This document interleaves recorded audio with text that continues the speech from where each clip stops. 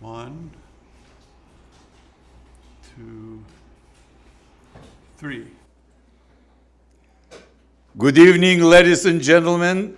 I'm privileged to introduce my friend Carl Watson, who would begin the session with some poems from his new books, Stage Fright and Afterthought. He's a very talented poet, translated in French and published in France many times. And please give him a welcome, Carl Watson.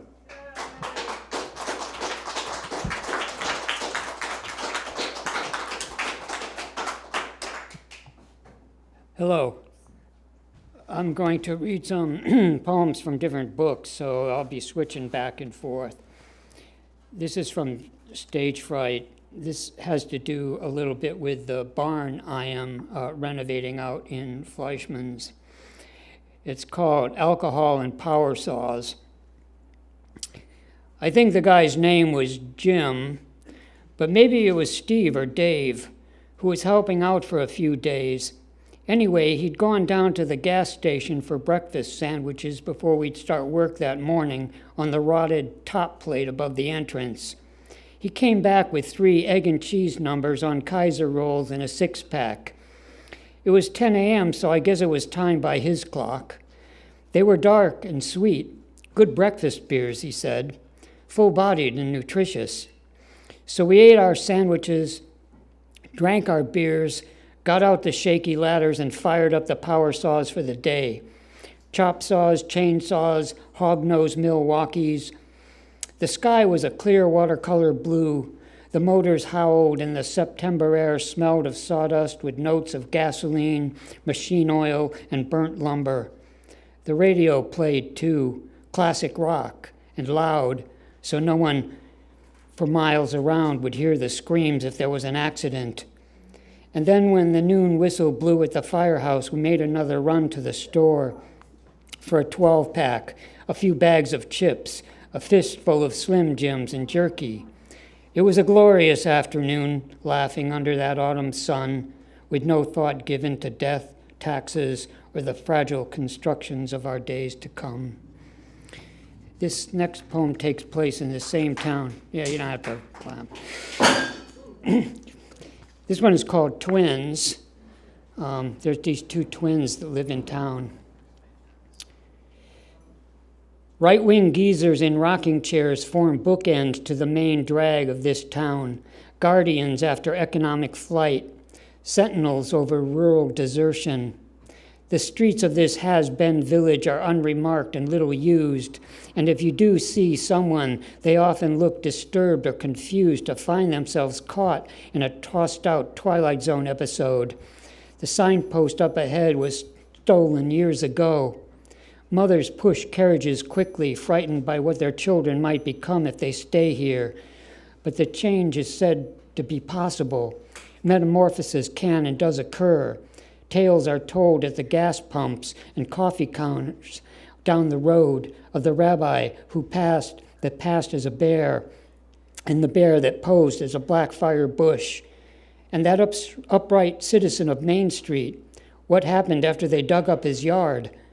The older families of inbred. The missing brother's girlfriend was never indicted and still drinks beer on her front porch. 1 or 2 town drunks pretend to patrol the boarded-up shops and broken sidewalks like Godot-style mall cops, forever undecided. And of course the twins still walk, their nightly back-and-forth beat. Tall, ethereal ladies of a certain age, trailing gray waves of hair behind them, as if their synchronized nodding heads were slow local comets circling past the dead diners, papered over eyes, the theater's blacked out windows at clockwork intervals. You can't tell them apart as they walk their identical dogs at dusk, adding a possibly lucrative tourist attraction.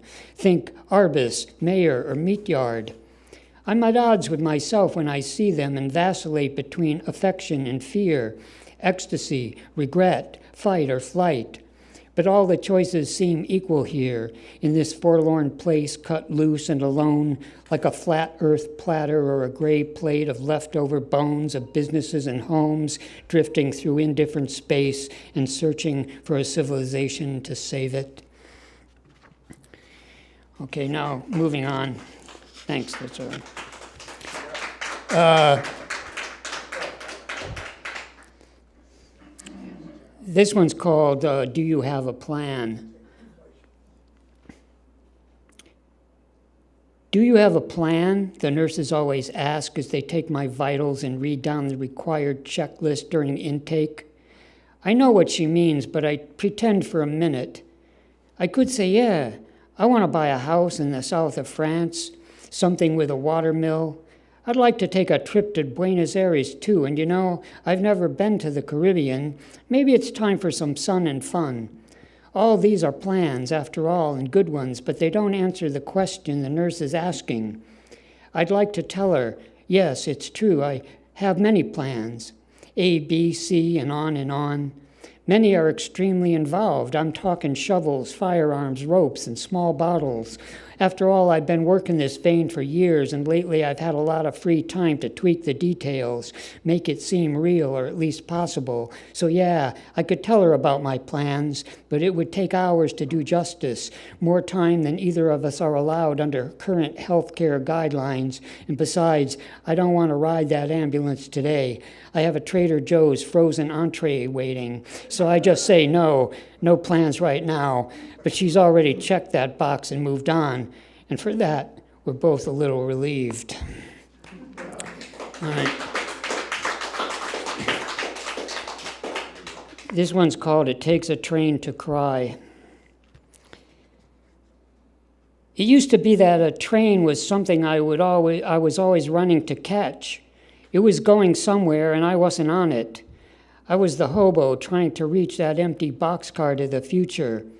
That was years ago, but I still remember the lonesome whistle, hustling down rails to the call of elsewhere. But now I'm the fugitive on those same tracks, and the train is at my back, forcing me ahead. There's a rhythm to the ties beneath my feet, counting off time like a clock, clackety-clack, tick-tock. I look back and see that the train is made of dead friends' bones, diseased, lost potential, and things undone. Incomplete work, love not given or received, and of course, freight cars full of bad memories. There's good ones too, but they don't really help. In the mirror, I see the engine behind my face. I hear it behind on the sidewalk too.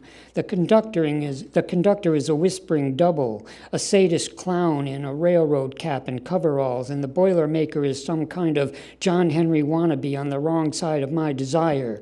There's a vanishing point, and I'm headed there. Someone's playing harmonica with metal teeth. It's Sonny Terry style, but faster and more aggressive.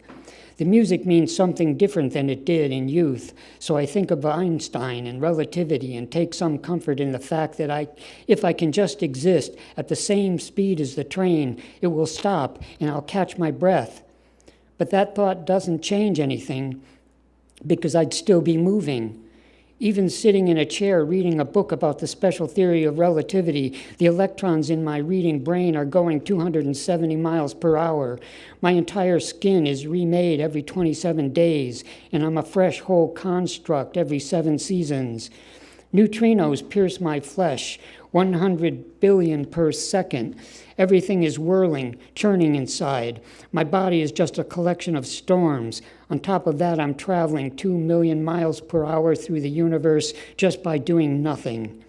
So what difference does the train make?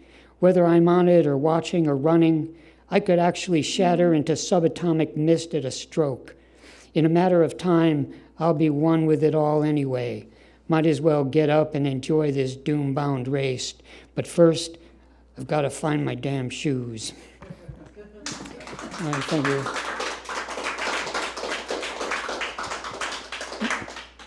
Now I'm going to read out a different book, Afterthought.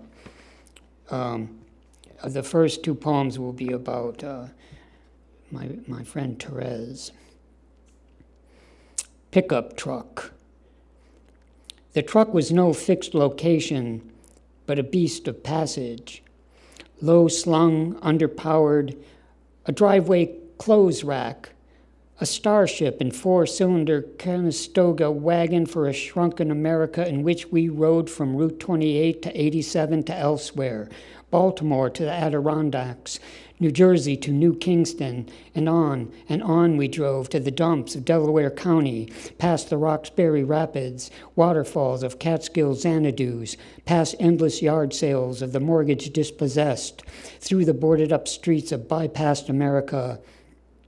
Out of the flood zones and the derelict towns we drove, like Victorian thrift store hobos doing road karaoke, singing Hank and Johnny, Monteverdi and Bo Diddley. In the midst of mystery, mapless, without GPS, we drove, pulling to the shoulder for thunderstorms and whiteout blizzards, changing drivers at truck stops, small-town usurpers at the vessel bridge, gazing wild-eyed through Nautilus windows at the void space of the now, where the radiant octopus arms of streetlights slid down undersea hillsides, and the flaming roads threw forth phantoms. The lighted, bestial grasshoppers of the night highways trucked their cargo to unknown ports. It could have all been ours, and it was, though our biggest trip was no further than the front yard, where we hosted tailgate parties for two, drank Mexican lager, snacked on smoked salmon, water crackers, and watched the crows, hawks, foxes, and other neighbors watching us, watching the slow weeds and wildflowers grow. And at night, we lay on the reflective black truck hood as it made two skies to contain us, and we floated between them, bed and ceiling, between meteor showers and cold automotive steel, cold in our coats like frail astronauts in hurling tin cans, bathing in the turbulent air of the universe. And after all this exploration, we'd return to the mundane city, flying south on the FDR Drive, that rollicking racetrack down the east side. Then I'd drop her off on Grand Street in front of the Rite Aid, and she'd head uptown to work, while I looked for a parking space on the gray streets of Brooklyn. Okay, this next one is also about her. This is called Body of Bliss, Heart of Light. When I met her, I never suspected what a furious dancer she was, but I danced with her at weddings, parties, outdoor concerts, and if a public were to judge, we danced like agents of destruction. Normally, I wouldn't dance like this, but she brought it out of me like a prism brings out the rainbow. People often thanked us for our crazy dancing, said we brought life to floorboards saturated with death. At a New Year's Eve party once on the Upper West Side, we danced our asses off, like Parvati and Shiva making love. Now that was some passion, such that it frightened the gods. They felt the world might come to an end, but one was born instead. The sedate New Year's audience watched from their couch, a little embarrassed by our shameless energy, but why should we care? We were birthing a universe of our own, and they were probably afraid it would swallow them. All right, it's not really enough light for me to see. Okay, I'll go read this one. It's called This Land Is Your Land. I wrote it when I was coming in from the airport back into the city, just before, I guess, the pandemic started. Arriving on a rickety early 20th century New York City train, American decline pulls into the station, a century behind the modern world. Dirty, unkempt subway cars filled with the homeless whose loud, running commentaries are bitter, aggressive, and rightly so. Within this reality of distrust and danger, not to mention resentment that lasts as many stops as you can stand it, if one survives the ride, I emerge to the good time market streets, immediately notice a mass sadness weighing everything that moves in this beat down, broken country, whose sidewalks are full of confused citizens, those left behind by education, left behind by simple dignity, left behind by health care, left behind, yes, and yet encouraged to fight, but mostly against each other, for the scraps late capitalism allows. Anger is pandemic. Everybody is special, or so they've been told by the cult of individual, has left them oddly grayed out, blended and alone in a world of false community. And so they walk their beat in bad health, bent and disabled, and vaguely remembering a birthright they missed out on, as the country divides on conflicting moral claims. Well, there's always Netflix and endless award shows to take away our pain. All right.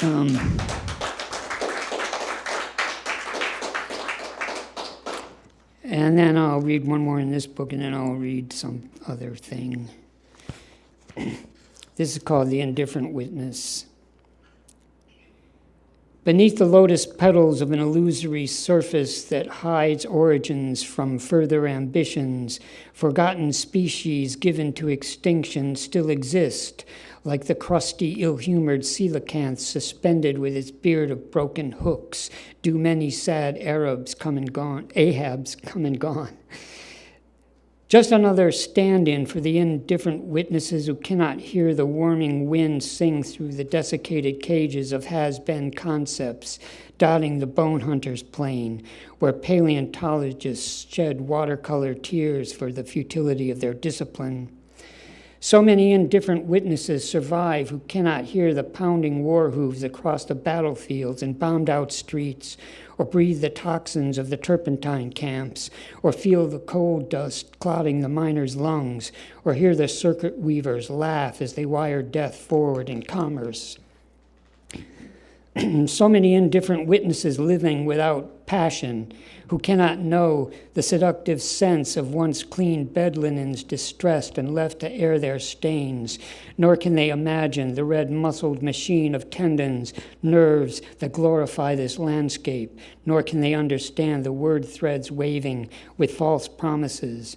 So many indifferent witnesses so willingly blind to injustice, brutality, and the dignity of voices varied in their timbre, yet sourced in primordial rhythms running unheard on the filaments behind so many modern lovers' eyes, strings that tremble with human exaltation, guilt, humiliation, and childlike surprise. All right. I'm going to read a couple short poems out of this novel, because there's a character in here who's a poet and writes these poems. They're short. This one is called Goalless in Gotham. Who knows what they are doing, that for one breath or half a breath anyone belongs to themselves, as much as a pen knows what it's writing or the ball can guess where it rolls next. We ride out the tide of a great thinning, for in this world there's so much less than what once had been. The matter drains behind the image, and we are left with outlines of a world without goal or finish, undone in sorrow, emptied by pride, and dimmed by the cure of the letting. All right, and this other one is called The Incurable Wound. Take pleasure from infection. Receive it as affection. Keep it open, don't let it heal. In the needle's hole, a shield for the flying girl who flees from her prison of definitions. Pleasure or pain? Push in the pen. Is the lady to blame for her own violation? Here's a ploy. Pretend to enjoy. But what of the child who cannot escape a rape that starts as a play date? And what of the witness to forbidden crimes? Can that mind heal itself? Can the black hole act as final threshold, a breakaway hatch for the fugitive soul? I've opened myself to the evil one. I'm flayed like a fish and cooked by the sun. And what I've found is this, it's me. I am the living corpse, you see. I am the bleeding naked one, the brain in the bottle on the basement shelf. I am the body without skin. I am the wound itself. All right, I'm going to read one more poem and then I'm done. This one is called, this is just a fun time poem because I know some of those are depressing. This is called At the Vanity Fair. The aesthetic left the bosom of his meditation pool to drive past the habits of the squares and fools in a ragtop Camaro with red vinyl seats and a radio cranked to the politic beat. He relished the epic and dressed swell for it. His cigarette hung off a cynical lip, with sharkskin trousers draping scuffed wing tips, riding tidal iterations of mimetic drift. He carried a toothbrush and a fish-rib comb, and the beat-bad streets of his bliss did roam with a cocked fedora and his heart on a spit, beating in his ribs like a carnal drum kit. A romantic cad searching creeds outworn, miscredited, miscounseled, and misinformed. A prodigal son born of incantation in a world, it seems, that was too much with him. All night he wandered as the juke bands played in the neon arcades of that tripped-out town, where vixens in their Saturday pickup gowns cruised cats in their screen star shades. And the saxophones screeched their bebop tropes, while guitars shredded cold steel blue notes that trumpets underwrote in brutish tones, and then came the clamor of the wild trombones. Somewhere the farmer trucks his field, while the hipster sucks on a hand-rolled square. But the here and now all crave to purchase is not where they are, not then, not there. In the gray-green hours of dying night, the long post hours of wine blindness, the hunters of love in their failing plight swap lies for a date or a loaded kiss. And whatever their fate was or would be, they will muster their last lustful energy as ignoble thoughts curl into songs and question marks hover over right and wrong. The street lamp martyrs all beg to be saved, while poorly shaven men turn in sleepless graves, and ladies of the wee hours count their gains as the morning sheds tears of red-eyed rain. Thank you very much. The amazing Valery Oisteanu is next, so please give him a big hand.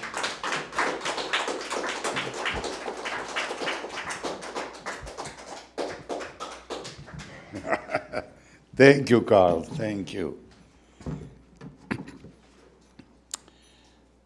So, I'm Valery Oisteanu. I'm going to read you some traveling poems. I'm very inspired by traveling together with my wife, Ruth, around the world. We just did a stint in Romania and Italy, and before that we went to Mexico. So it's going to be a mix of traveling poems, and I'm going to start with Mexico City, from where we went up north into the mountains to visit an archaeological site called Teotihuacan. And the poem is called The Black Eggs of Teotihuacan. Quetzalcoatl, the plumed serpent, flies over enigmatic ruins, down the avenue of the dead, destroyed by their own people who worship Venus and Mercury. A secret tunnel runs below the sun pyramid. As the moon temple reaches toward the sky, many underground passages lined with jade statues, a giant jaguar, fresco, covered and buried in a wall, every entrance an enigma, each exit a mystery. The rain god, Tlaloc, brews the elixir of agave mezcal. Mixing with lye, it becomes glue for the stones. Lapis lazuli, grinded, becomes paints for sky and water. Where are the Olmecs, the Toltecs, the Zapotecs, the indigenous people of Teotihuacan? 7 major civilizations lost in pre-Columbian Mesoamerica. 20,000 years ago, humans walked the Valley of Mexico, watching the sky and astronomical events. They radiated a new culture that entered my soul and intoxicated my brain.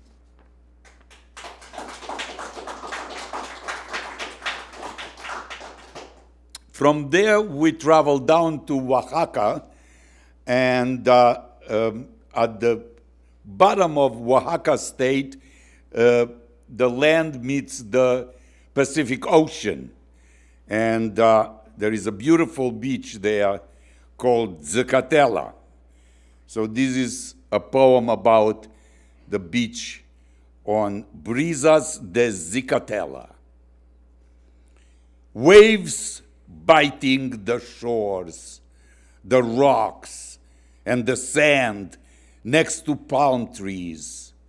Both fish with lobsters feeding tourists. The ginger flowers blush with red sadness that bleed into the candles like open wounds. Skydivers jump from small planes, scarring the sky with their parachutes. A young girl with afro drowns by the shore. The undertone is merciless, and no one seems to care. No lifeguards to be seen, sleeping in their lunch break. People are busy with Christmas decoration. A huge tree lights up the beach of Zacatela. Next to it, an ice cream vendor runs out of ice cream. He scraps the last scoop of strawberry for a small boy. Children are playing with fake boxes empty of presents. Sand buggies leaves behind the smell of exhaust and gasoline. Paradise is just a state of mind. This is a hotel for sale. This happiness is too expensive. This dream is fractured. No more cakes, no reservation, no seating. Carbon monoxide, a big headache. Keep flapping your wings faster and faster. A car sirens announce the first day of winter. The solstice is upon us. Nothing can stop it. It's 85 degrees, and the lone white gull falls suddenly from the endless journey into the sand.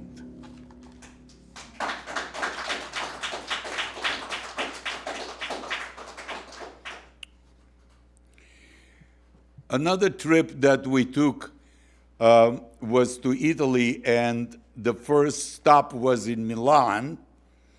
And it's very interesting, when I got up in the morning and I look over the rooftops of Milan, it was this very strange kind of light, sort of red, very strange kind of red, and I call it the bleeding sun. The sun rises over the rooftops of Milan, confronting the embattled streets of death. Tired sun, red sun, and flushed and hot, bleeding above the melting rooftops, as in a Cubist landscape by Boccioni. The smokestacks of houses in Neville stretch out their long brick necks, dark smoke signals, belching fumes as another soul dies, escaping through chimneys. Smell of resurrection brightened the lit candle. Milano calls out to its pond of silenced duck and hidden flamenco gardens. The holy Duomo of miracles dominates the spirit of the dead. Michelangelo's Rondanini Pieta in Sforzesco Castle, dying alongside it. For us mortals, the fear of loss castle, villas, language and tradition disappearing through statistical errors of social engineering. Milan fashionistas peacock before every bar. The Novecento Museum points back to the future as the sunset burns above the fearless rays of despair.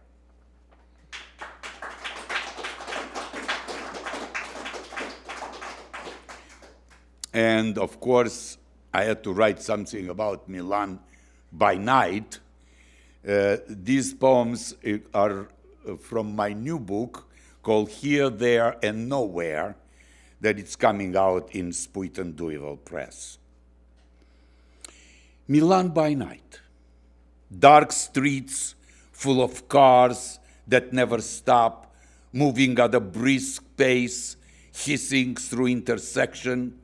The bus arrives on time, electronically displayed. Service workers inside, drunkards and occasional tourists slump over their phones with tired expression. Bars are jammed with fashionista, Campari in hand. Smoking outside bonds the young, high-heeled vapors. A long line for pizza after a noisy soccer night. It's raining and umbrella vendors are everywhere. Milano doesn't sleep. They don't sleep much. Radios blasting out of cars, car alarms awaken and never stop honking. It's hard to be a bohemian poet in a room crammed with books and poisoned spiders, confused, walking past the church of San Marco. Taxi drivers try to seduce me, predicting the future with high confidence as ghosts of medieval knights watch from the high towers.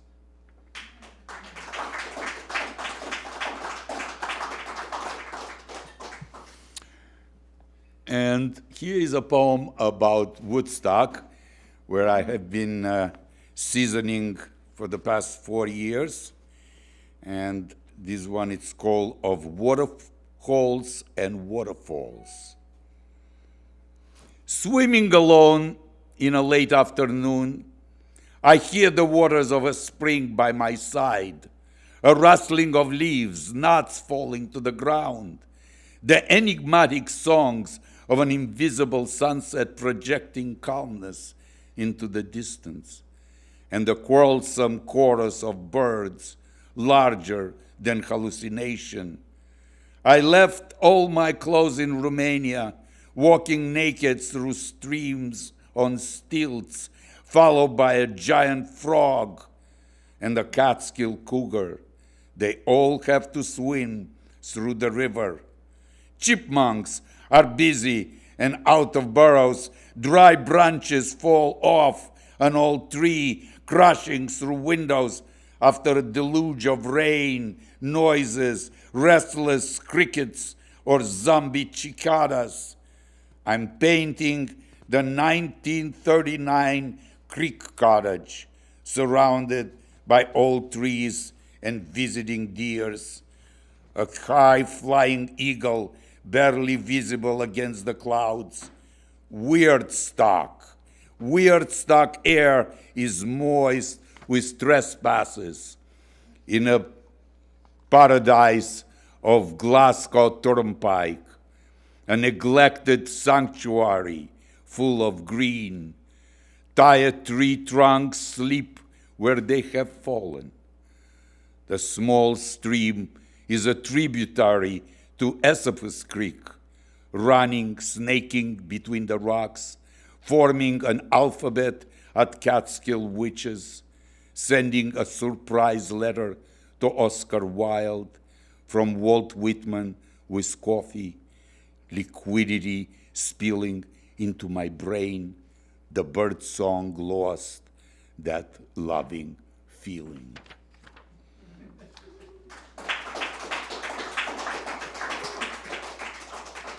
Thank you.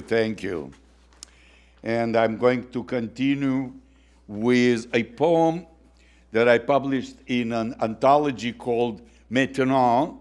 It's a Dadaist publication that's been around for about 17 years. And there are 250 poets and artists in this anthology, Maintenant 17, including my wife has a collage in there. And I'm going to read a poem that is a little bit sad. It's about the war in Ukraine. And it just so happens I grew up in Ukraine on the border with Romania, and then I immigrated to Romania. It's called The Dark Sun of War. The rain falls over the ruins of Bakhmut. Tanks with Z painted on them burn in the fields. Silence is a luxury during these battles, where every artillery shell equals a casualty. Yesterday, a hardened criminal became today a dead hero, until the Gulag archipelago of prisoners is depleted of them. But bloody rain still descends from sunrise to sunset. Trucks with young men slowly rumble to kill, to rape, to loot, to kidnap children, while only coffins come back from the front. Time to wake up, underground comrades. From Belarus to Kazakhstan to Crimea, stand up to nuclear rattling. No nukes in Belarus. Sacrifice war ideology and Putin promises. Let's speak peace. Slavic brothers, let's speak peace now, before we become unhuman, demolishing the ancient history of common Christianity. The rain will not wash all the blood spilled. The sky remains fire red and dark in Ukraine. One candle burns in a broken window. Damn the war. Sing praises for the heroes, a eulogy for peace on the edge of mass graves, as the rain drops and beat the drums of WW3. Maybe it's already here. Only the rain knows.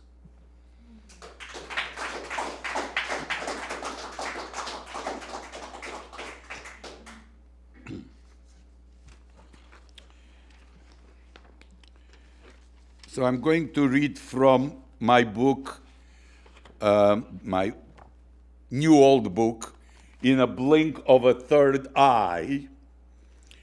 And it was a very successful, actually, book because it was translated recently in Romanian and published there. And I had a very interesting trip to Bucharest to launch the book. And this poem is about a travel me and my wife did to Japan in 2019. And sort of were struck by how mechanized that society is and how organized it is. So I call it 15 days in post-human. Walking with a smartphone and a charger. The smartphone has a twin, a smarter iPhone. It pays the bills, it opens turnstile in subway, it beeps you for boarding a plane. All these with a Japanese chip in my phone. Television in your bathtub showing cartoons. Air filter, humidifier, ionizer, all on hand. Every place has a washing machine. Bathrooms equipped with a space dryer. Bullet trains rumble by my windows. A lonely vending machine waits to be used. Then tricks you by delivering you the wrong item. The sadomasochism of robots is in the air. Restaurants would a customer with Wi-Fi, free charge for phones, laptops, and tablets. People are their own hotspots and portable Wi-Fi. The earbuds rule for 12 hours a day. No sign of erotic human interaction. Robert's blue-suited clones walk among us, getting their ramen at the vending machine. Beer automatic, cappuccino and Coke machines. Just queue. Pay and queue. Again and queue. And wait. You're one of us. Post-human.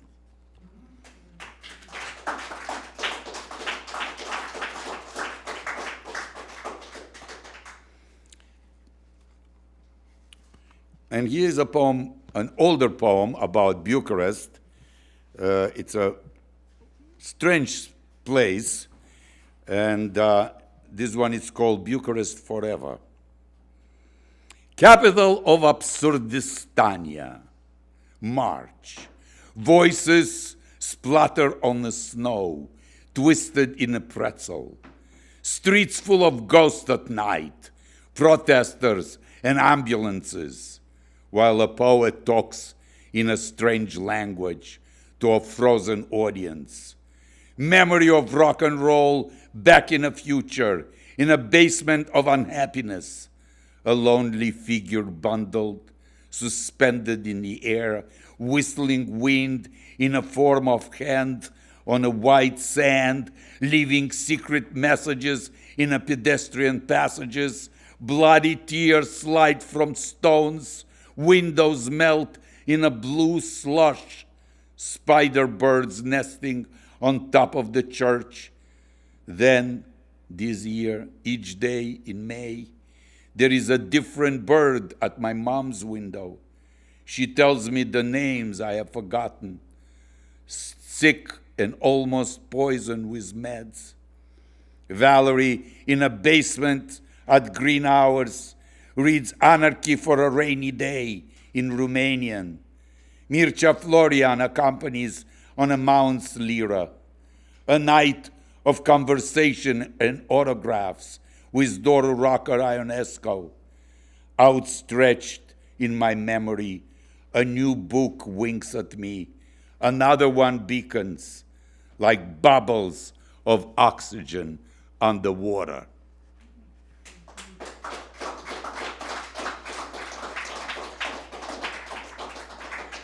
So in a couple of days, there is going to be a release of hundreds of tons of water from the Fukushima reactor.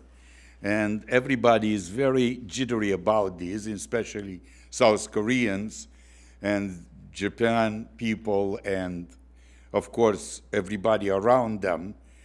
And it's going to happen. So this is a poem about the earthquake flowers of Fukushima.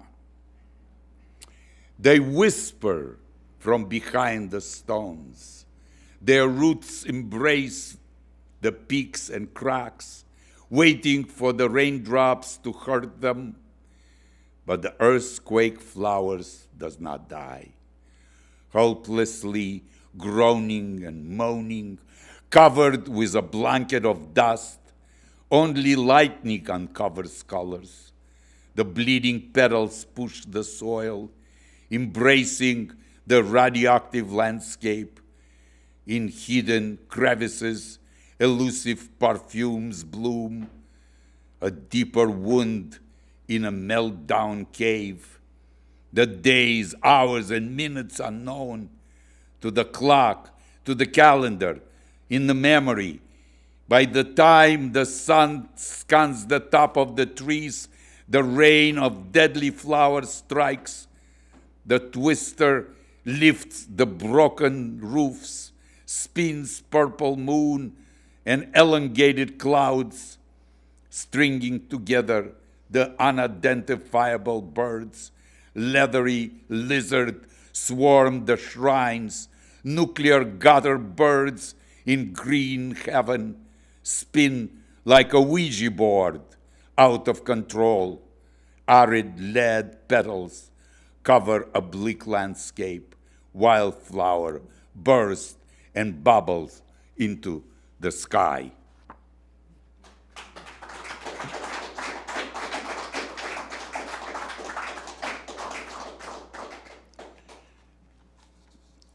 This poem is called very ironically, Rent My Shadow. Once I had a liquid shadow kept in a jar, but I know it hid in a black box at night, and in the morning stained my curtains blood red, an imprisoned shadow stinking of fossil and fear. The closet burst with seething specters. I had to choose one as my constant companion, which landed me in trouble with my ancestor, so I rented out to my followers. The shadow had its own shadow traveling through air, sometime emerging from my tombstone imagination, a cardboard shadow darkened by the full moon, escaping and climbing over the rooftops, a stalker of dust, smoking a pipe, smelling of agony, not resembling me, so I chased it away. It just looked like a fern, like some cold seawater algae that broke through the passing window on my street. I held hands with strangers in dark alleys. It moaned frequently, ambushing trembling visitors. Danced above the doorways at abandoned buildings, revealing the wicked color and shape of gloom. Finally, it disappeared between a torn cloth, writhing in a wreckage of broken bodies. And when I painstakingly opened the jar, invisible ink spilled into the bottom of my shoes. Right foot, left foot, skimming the ground, rising into a sky of tattered silhouettes.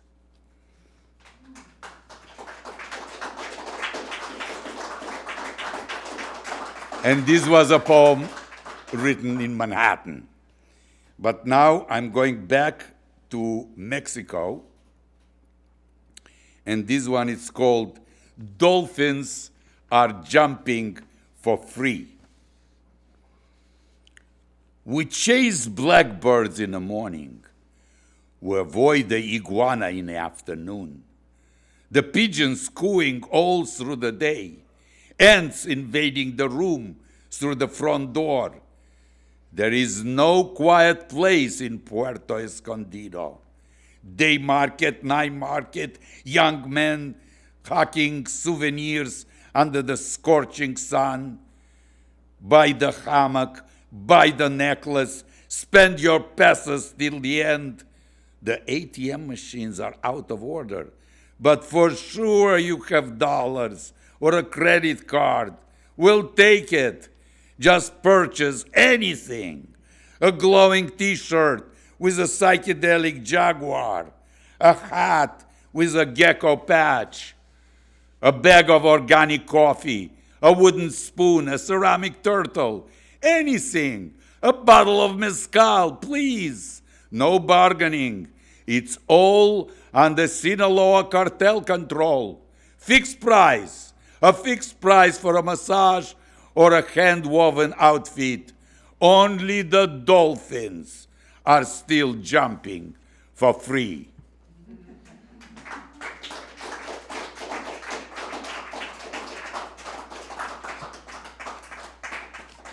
I'm going to check my time. And I'm going to read from my book, In a Blink of a Third Eye. And this one, it's called Birds Die. It's spring again in Atlantis. Migratory birds are returning home, landing in poisonous lakes, in pits of industrial toxic water, in ponds of contaminated industrial hell. These now dead birds are canaries in the minds of our apocalyptic times. Exhausted trees refuse to bud. Ecological disaster is here. Animals ablaze in scathing fires. Lifeless monarch butterflies clump in twiggy dead bushes like brown leaves. Dolphins throw themselves onto the beaches, sacrifice at the altar of consumerism. Exhausted trees refuse to bloom.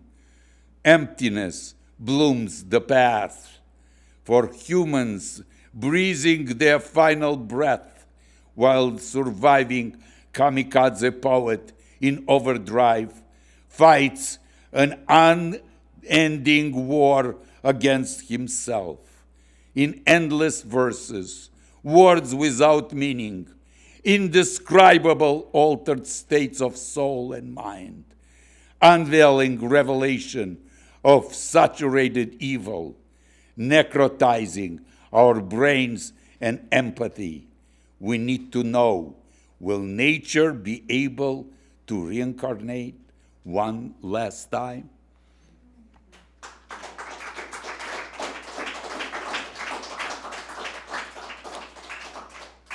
And one more poem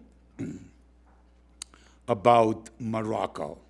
It's another trip I took also with my wife. We went to Marrakesh and Fez and by the sea.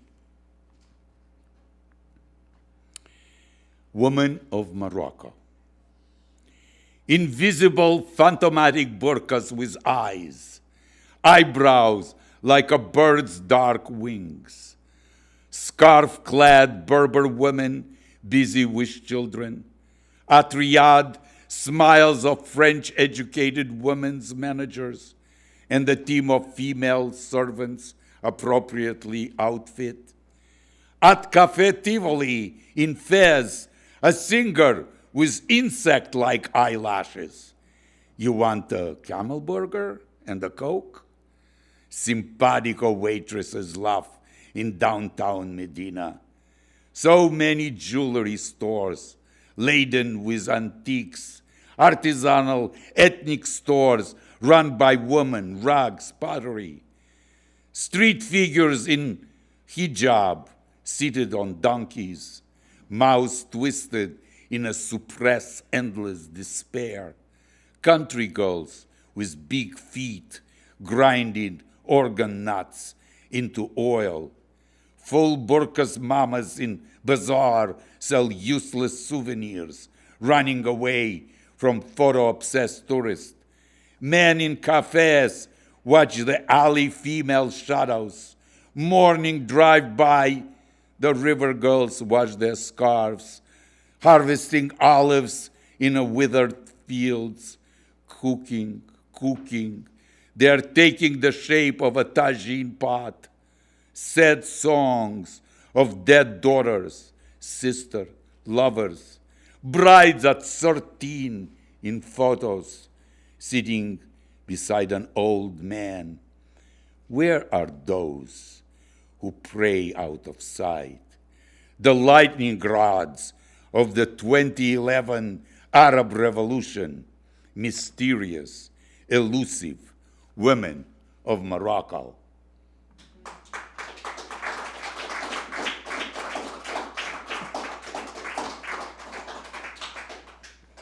And I'm going to end my reading with a poem also from Japan. It's a funny poem called Who Stole My Shoes? Woke up in the morning, got the missing shoes blues. Someone vamoose with my shoes. From Takayama to Kanazawa, too much obsession with footwear, and no shoes in the house, no shoes in a temple, no shoes in a library. Sneakers are for subways, Doro for straw mats. My slippers got a yen for my zen. One shoe is just old, the other one blue, quite new. Warigi, Miorigetta, Massagetta. The throngs of toes of strangers line up in front of a gate, stuck in boxes, in plastic bags. Slip into the uncomfortable slippers. Off with your daily dirt. But who stole my shoes? Shuffling along up to the door of chocolate foot massage. This shoe is being used as a coffin. Stay in your shoe.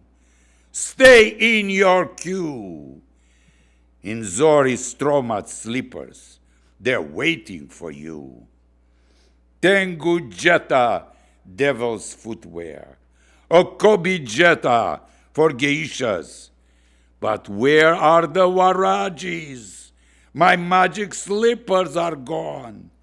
Barefoot in the morning, barefoot in the morning, barefoot in the morning. Thank you very much. I'm Valery Oisteanu, and it was a pleasure to perform for you. Thank you.